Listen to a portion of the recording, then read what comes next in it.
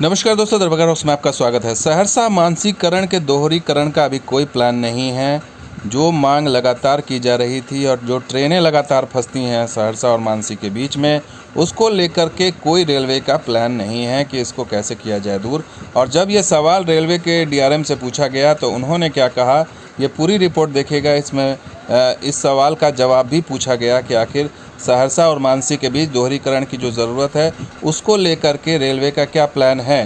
ट्रेनें फंसती हैं और लगातार यहाँ पर ट्रेनें डिले होती हैं, चाहे वो राज्य रानी एक्सप्रेस हो, चाहे जनहित एक्सप्रेस हो, चाहे वो पूरबिया एक्सप्रेस हो, चाहे वैशाली एक्सप्रेस। तमाम ट्रेनें इस छोटे से रास्ते में फंसती है इसलिए कि सिंगल लाइन है, और सिंगल लाइन को लेकर के डबल लाइन करने की मांग की जा रही है। जैसे दरभंगा समस्तीपुर के बीच में डबल लाइन की मांग की गई, तो क्या कहा डीआरएम अशोक माहेश्वरी ने, वो आप समझ लीजिए और सुन लीजिए, इससे आपको पता चल जाएगा। तो सवाल पूछा था नीरज कुमार वर्मा ने, जो यूएनआई के संवाददाता हैं, और उनका सवाल था कि सहरसा कारू खिरहरी हॉल्ट तक बिछाई पटरी को चालू करने से इंजन शंटिंग की जाम की समस्या समाप्त होगी। तो सहरसा कारू खिरहरी हॉल्ट तक जो है उसका क्या प्लान है। दूसरा सवाल था सहरसा मानसी रेलखंड के दोहरीकरण के हेतु का क्या प्रस्ताव है।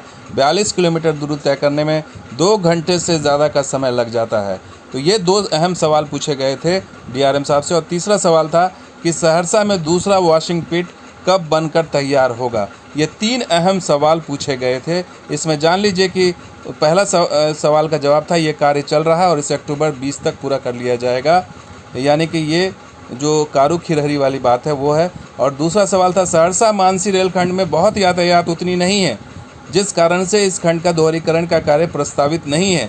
अब देखिए कितना बड़ा झूठ है ये कि सहरसा मानसी रेलखंड में बहुत यातायात नहीं है, जबकि यातायात इतनी ज़्यादा है कि लोगों को काफ़ी परेशानी का सामना कर रहा है। तीसरा सवाल था वॉशिंग पिट के बारे में। जो अच्छी खबर है कि दूसरा वॉशिंग पिट का कार्य इस वित्तीय वर्ष में स्वीकृत हुआ है और इस कार्य को वर्कशॉप प्रोजेक्ट को करने के लिए ट्रांसफ़र कर दिया गया। तो यानी कि ये अच्छी बात है कि दूसरे वॉशिंग पिट की ज़रूरत है, लेकिन दोहरीकरण की ज़रूरत नहीं है। ये साफ साफ इनकार कर दिया है डीआरएम साहब ने, यानी रेलवे को लगता नहीं है कि यहाँ पर दोहरीकरण की ज़रूरत है, जबकि इसके पुख्ता सबूत है कि यहाँ पर ट्रेनें 2 से 3 घंटे विलम्ब होती हैं क्रॉसिंग की वजह से।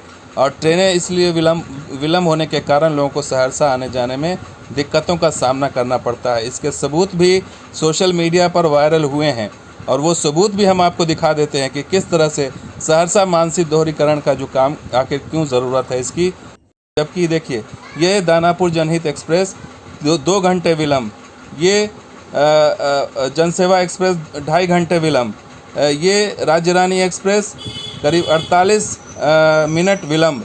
तो ये कुछ ऐसी ट्रेनें जो उस समय चलती थी, लॉकडाउन से पहले की बात कर रहा हूँ, उस समय जब चलती हैं थी तो ये इतने ट्रेनें लेट होती थी, 2 से 2.5 घंटे 3 घंटे नॉर्मल लेट होती हैं। और ये सिर्फ लेट इसलिए होती है सहरसा मानसी के बीच में, यानी कि ट्रेन अगर लेट होती है तो होती रहे, माल ढुलाई का जो है वो नहीं है यहाँ पर यातायात की सुविधा, इस वजह से ये दोहरीकरण नहीं होगा। यही है, अगर इस पर गुड्स ट्रेन या फिर मालगाड़ी का अगर अत्यधिक लोड होता तो शायद ये दोहरीकरण में शामिल हो गया होता। लेकिन आम लोगों से कोई सरोकार नहीं, उनकी ट्रेन लेट हो तो लेट होती जाए, लेकिन दोहरीकरण नहीं होगा।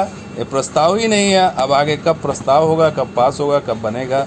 फिलहाल तो सहरसा मानसी के दोहरीकरण की बात आप भूल जाएं कोसी के लोग, और यही याद रखें कि रेलवे क्या इसको लेकर के सोचता है। तो दोस्तों ये वीडियो आपको कैसा लगा जरूर लाइक कीजिए, शेयर कीजिए, कमेंट कीजिए, सब्सक्राइब कीजिए। कुछ और वीडियो के साथ हाजिर होंगे।